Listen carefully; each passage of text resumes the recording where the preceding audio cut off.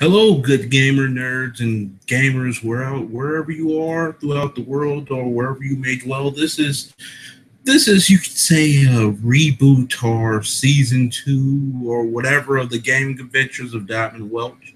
And basically, this today's topic is basically bringing the hype.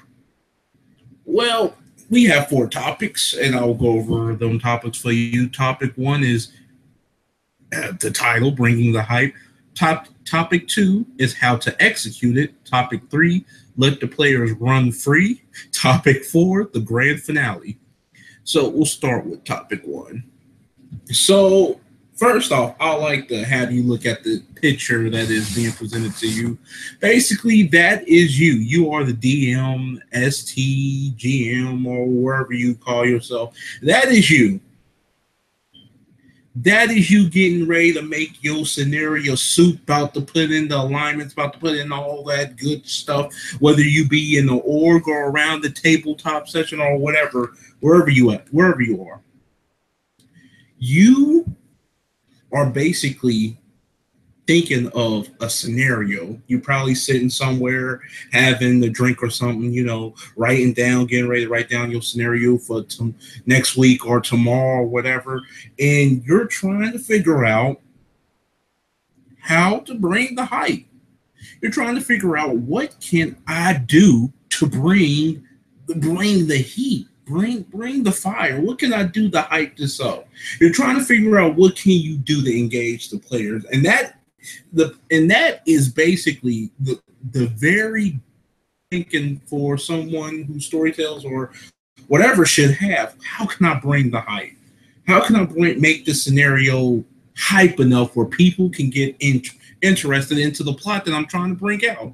And you see, you when you think about stuff like that, you always have to think, first off, when you making this good soup, the scenario soup, you gotta add a little pinch of hype to it. You gotta this is this what I'm gonna do? Is this how I'm gonna engage the players? You gotta think about it. You gotta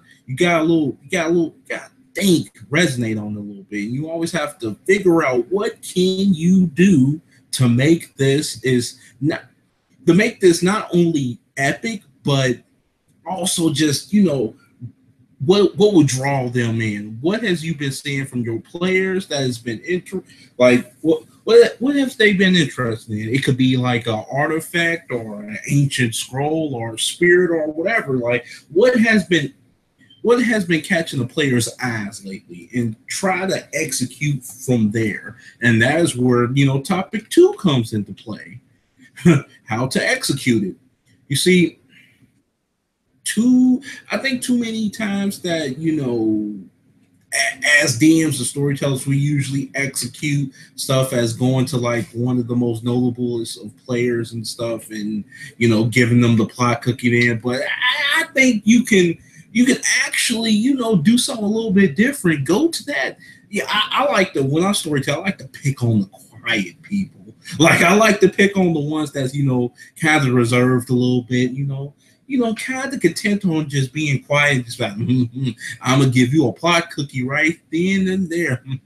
You think you're gonna be quiet for now? The hype is about to come to you, and basically just go over there and just hand them a plot cookie and be like, "You do this as you will. You go forth, and you just go ahead and just tell the game how what's going on. Just go, especially in the LARP setting. I think that's kind of like one of the greatest right there in the LARP setting, where you just the ST walking around, everybody doing their own little thing. They just looking at you like, oh, what?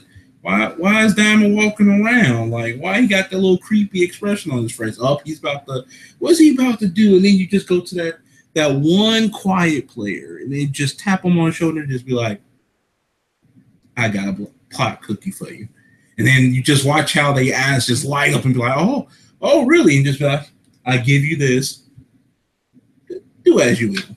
And basically just see them just blossom, and they just go and just basically, telling the whole world like when Charlie got the golden ticket, like just running like I got the golden ticket in my hand, just running around with the plot cookie. Like it's when you execute plots like that, it should be however you want to do it. There should be a little bit amount of hype to it. It should be. And when you are doing plots that are like grandiose fashion, like big, hard hitting plots, then from you go back to topic one, bring in the hype. You have to literally like nail down the hype. Like hype it up. No, not no corny hype, but you have to literally like hype it up. If you want it to be interesting, you have to hype it up, and you also have to be organized with the hype. Now, hype ain't like like Werewolf the Wild. It ain't chaotic or nothing. It's not like that. Hype can be organized. Organize what you're gonna do. Organize how you're gonna execute the hype, and then you go to topic 3. Let the players run free. You got to let the players when they get a hold to it, the plot cookie or whatever that, whatever you're trying to do, you got to let the players run wild for that amount of time. Let them like decide what they want to do. Like if it's a big battle that's coming up, let them like organize who they got to organize. Let them start prepping. Let them take front and center in the story, and like always, like you always should do, but let them organize what they have to do. What you have to do is basically kind of coordinate with them, not like interfere, but like coordinate with them so it can transition over to your topic for the grand finale. Basically, you have to basically kind of finagle your way into like what they're doing in order for it to transition over to the grand finale. Now, the grand finale has to be epic. When you're doing something even if it's like on a small scale level, it has to be epic on that level. Like you have to have it epic on that level. Like, just have it on a good scale of epicness. Enough that it can impress the players. But when you have it on a bigger fashion, like, a event game or something, like a big game that everybody's going to, it has to come to a climactic close. It has to be the season finale, a good season finale. Like, it has to literally be like just over the top, but just that scale of magnitude where you just like, when the player is like, oh God, that was a good game, and after they giving each other dap, like, yeah, man, that was pretty epic right there. Like, man, did you see what Diamond did over there with that good? Oh man, that was that. When you have that type of reaction after a good game, nothing does not beat the feeling in the world as a ST or DM when you just have that tremendous game and everybody's flowing and connecting. You will have a storyteller high, and I'm telling you, I had some of them before too. I had a lot when I was Werewolf ST. A part of the game in Ohio, when I was Werewolf ST, I had moments where basically after game, everybody was like, man, that was some epic stuff. That, man, whew. Oh, that was some good stuff.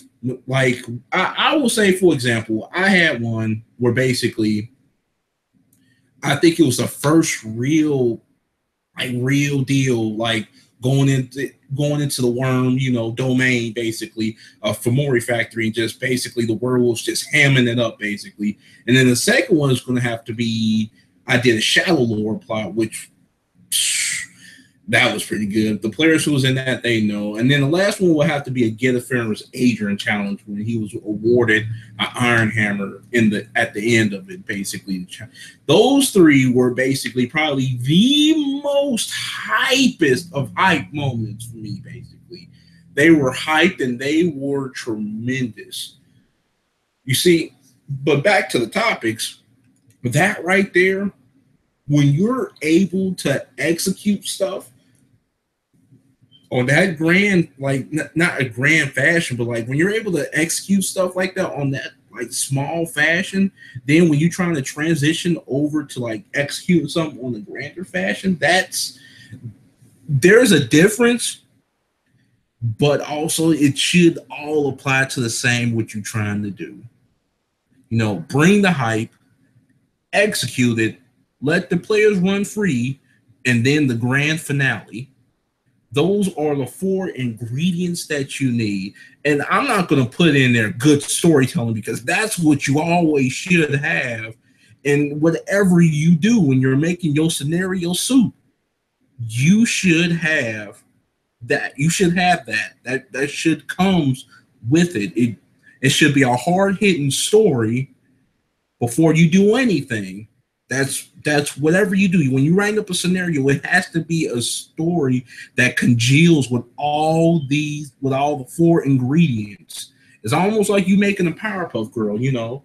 It's almost like you the professor, and you're making the ingredients. Like you got to make sure you add chemical storytelling. You get that's like the main ingredient before you make the whole scenario soup. Like that's what you got to have. And if you don't have that, then the 4 topics, you know, I call it the 4 storyteller commandments, basically is gonna go down the drain because that ain't gonna be no good soup. That's like making ramen noodles without no water. Like it's not going to work. You know, it's the fact is, excuse my rambling, but the fact is, when you're trying to bring the hype is more than just, you know, getting it out there, getting the plot out there. It's more of when you bring the hype, you have to execute the story. You have to basically go ham.